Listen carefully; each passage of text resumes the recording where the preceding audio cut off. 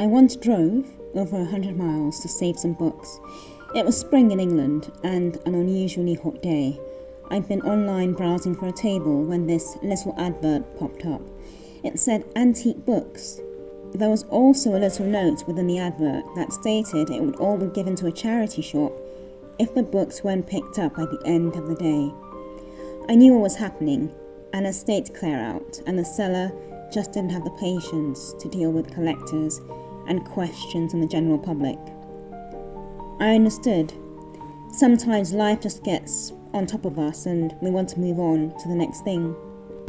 I've driven miles for other vague items, beautiful antique sewing machines, Edwardian corner chairs, pens, a beautiful Persian rug that I still own till this day.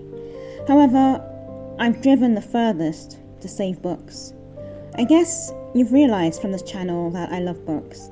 I've been absolutely smitten with them since sitting in my grandfather's study as a child. The smell of the covers, some leather, the noises the pages made as I turned them over. Just the sight of the printed text across the pages in different fonts and all the words splayed out.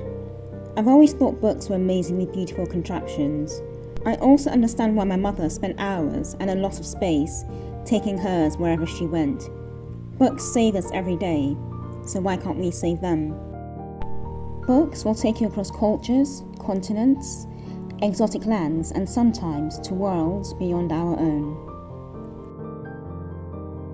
Books and writing have saved me from myself on so many occasions. When I was unhappy, depressed, I turned to my stack of books. The thought of anyone destroying or throwing books away is such an alien concept to me. So when living in England, whenever I saw anyone trying to dispose of books or adverts for the quick disposal of books, I'd be there in a flash. When I worked with troubled children, also referred to as emotionally complex children in the industry, I encouraged them to read as much as they could. It will set you free, I told them. Unfortunately, their lives filled with disappointment and often tragedy. It was too vague a promise. Nothing could ever set them free, especially books. One girl did take to reading, and I know it did help her escape this world for quite a bit of each day. Her worldly troubles were gone, and it was just her and the characters. I saw the power of books then. When libraries and community centres were being shut down in England, I was shocked. How could the many who needed access to books find them? Not many could afford to purchase books on a daily or weekly basis. I remember being put on a waiting list at my local library when certain books were sold out in the stores, and after doing a quick search, I found my local library had a copy which was already on loan. It would be a lie to say these libraries weren't being used. They clearly were. It also made me realise that those who probably had home libraries and reading nooks in their lavish houses were the ones making decisions about whether or not to keep the libraries open. The entire fiasco was actually what got me paying attention to what our politicians did. Books are indeed political. They've been burned, caused violence across cities. Some writers have been attacked, some have lost their lives. They can be a great source of frustration, joy, fear, anger, sadness. Think about when your favourite character is killed in the story. I still recall how stunned I was as a child when Oliver Twist's mother passed away, or as an adult when the war began in Half of a Yellow Sun by Chimamanda Ngozi Adichie. Books aren't supposed to make us comfortable. They are there to evoke excitement, sensation, feeling. They make us feel alive, whether it is anger or pain or euphoria that provokes that aliveness. Who knows? I don't always keep the antique books that I purchase, particularly when travelling, as I am at the moment. I can't always travel around pulling books around with me. Granted, my mother did it with great ease, but books are her big love.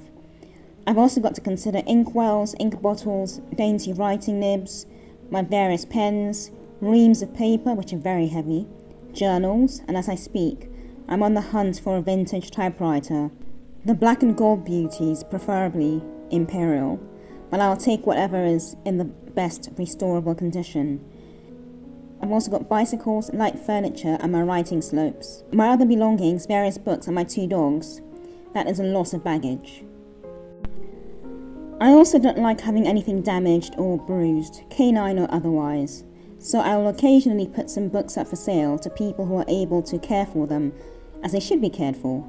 I have a friend who once worked in the British Library. He was terribly passionate about the books there.